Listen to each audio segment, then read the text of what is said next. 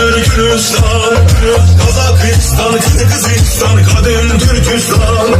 Türkiye'den Türkistan'a yoldur Azerbaycan.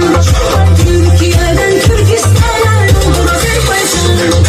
Özbek, Türkmen, Uygur, Tatar, Azer bir boylu. Kara, Kalpak, Kırgız, Kazak, bunlar bir soylu. Özbek, Türkmen, Uygur, Tatar, Azer bir boylu. Kara, Kalpak, Kırgız, Kazak, bunlar bir soylu.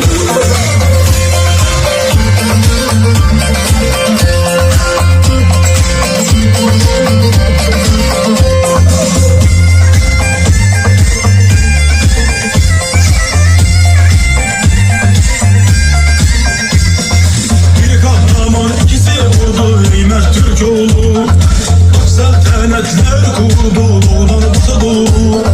Dağ başındadır bozkurdu bu Türk'ün yolu. Dağ başındadır bozkurdu bu Türk'ün yolu. Özbek, Türkmen, Uygur, Tatar, Azer bir boylu. Kara, Kalpak, Kırgız, Kazak, bunlar bir soylu. Özbek, Türkmen, Uygur, Tatar, Azer bir boylu. Kara, Kalpak, Kırgız, Kazak, bunlar bir soylu.